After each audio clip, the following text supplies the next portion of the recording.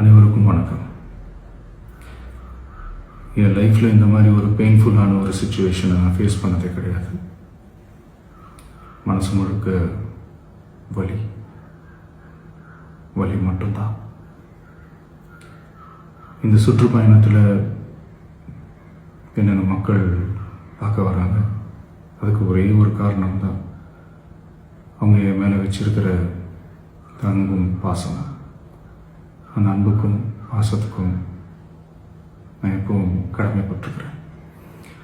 அதனால தான் இந்த சுற்றுப்பயணத்தில் மற்ற எல்லா விஷயங்களையும் தாண்டி மக்களுடைய சேஃப்டி, அதில் எந்த காம்ப்ரமைஸும் பண்ணிடக்கூடாதுன்றதுக்காக தான் அது என் மனசில் ரொம்ப ஆழமாக இருக்கும் அந்த எண்ணம்.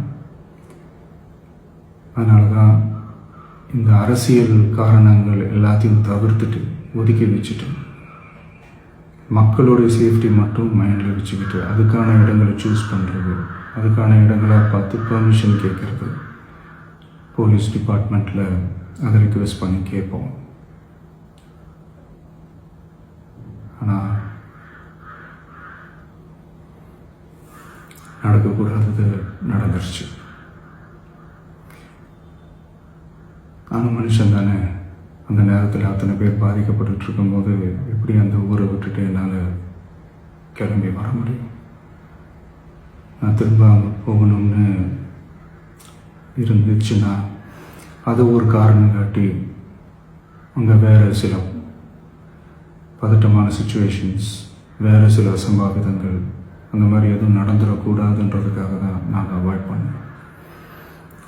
இந்த நேரத்தில் சொந்தங்களை இழந்து தவிக்கிற அத்தனை குடும்பங்களுக்கும் என்னுடைய ஆழ்ந்த இரங்கலை தெரிவிச்சுக்கிறேன். எனக்கு தெரியும், என்ன சொன்னாலும் இது ஈடையாகாதுன்னு எனக்கு தெரியும்.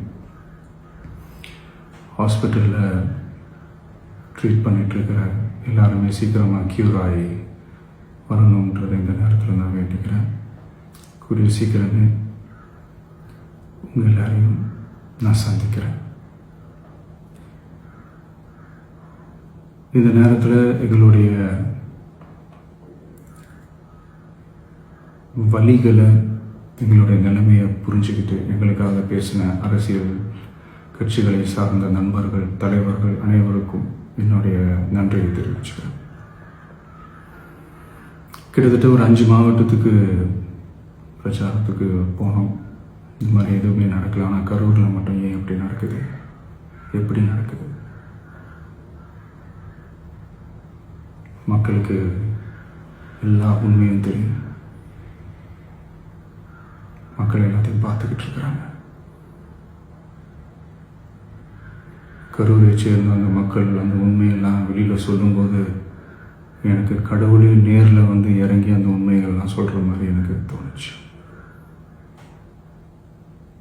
சீக்கிரமே எல்லா உண்மைகளும் வெளியில் வரும்.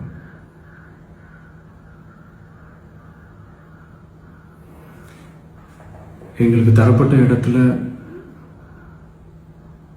நாங்கள் போய் அந்த ஸ்பாட்டில் நின்று நாங்கள் பேசிட்டு வந்தோம். அதை தாண்டி எந்த தவறும் எங்கள் சைடில் நாங்கள் எதுவுமே செய்யலை.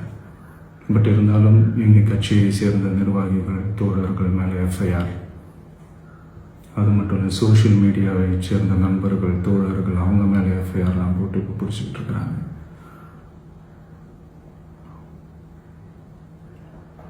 CM sir,